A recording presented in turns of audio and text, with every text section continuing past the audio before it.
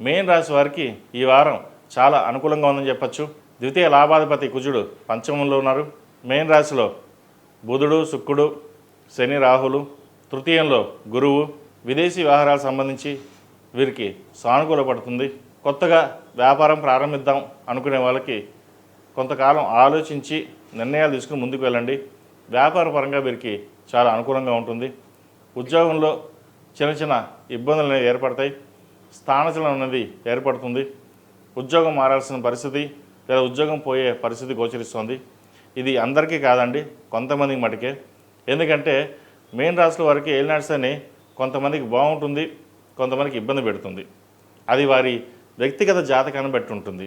గోచారరీత్యా అందరికీ ఏలినాడ్స్ అని నడుస్తున్నా వ్యక్తిగత జాతకాన్ని బట్టి వారికి ఏలినాడ్స్ అని బాగుంటుందా బాగోదా అనేది మనం చెప్పడం జరుగుతుంది.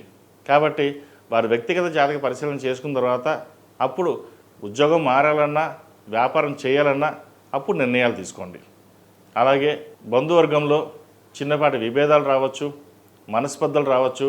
మనం బాగున్నా కూడా ఏదో విధంగా మిమ్మల్ని ఇబ్బంది పెట్టాలనే యోచన చేస్తారు. ఖర్చులు కూడా అధికంగా ఉంటుంది. ఒక రూపాయికి 10 రూపాయలు ఖర్చు ఉంటుంది. రూపాయి వచ్చే చోట 10 రూపాయలు వస్తుంది, కానీ ఖర్చు మడికి 10 రూపాయలు ఉంటుంది. అలాగే డబ్బు విషయంలో ఖర్చు పెట్టేటప్పుడు ఆచితూచి వ్యవహరించాలి.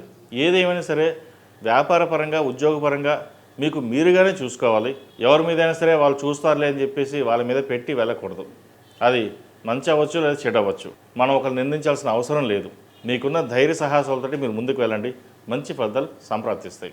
విద్యార్థులకు చాలా అనుకూలంగా ఉంది. అయితే ప్రభుత్వపరమైన ఉద్యోగస్తులు ఎవరైతే ప్రయత్నాలు చేస్తున్నారో కొంత ఇబ్బందికరంగానే ఉంటుంది.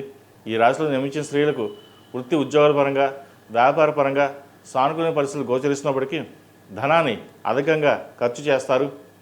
రేపు బాగుంటుంది, రేపు బాగానే వస్తాయి, ఈరోజు ఖర్చు పెడదాం, మనల్ని ఎవరు అడగరు కదా, మన ఇష్టం వచ్చినట్టుగా చేద్దాం అనే ధోరణి ఉంటుంది వీరికి. అలాగే కుటుంబ సభ్యుల మాట కాదని బయట వాళ్ళ మాట వినడం వీరికి అలవాటుగా ఉంటుంది. ఇది అందరికీ కాదండి, కొంతమందికి మటుకే. అలాగే ఆరోగ్యం పట్ల జాగ్రత్త తీసుకోవాలి. జీవిత భాగస్వామితోటి విభేదాలు రాకుండా చూసుకోవాలి. ఈ రాశివారు ప్రతిరోజు ప్రతినిత్యం శని స్తోత్రం పఠించడం, అలాగే శనికి తైలాభిషేకం చేయించడం చెప్పదగిన సూచన. అలాగే ఈ రాశిలో నిర్మించిన వారికి కలిసి వచ్చే సంఖ్య 5, కలిసి వచ్చే రంగు ఎల్లో. ఏదైనా పని మీద బయటికి వెళ్ళేటప్పుడు సోమవారం కానీ శుక్రవారం కానీ వెళ్ళండి. మంచి ఫలితాలు సంప్రాప్తిస్తాయి.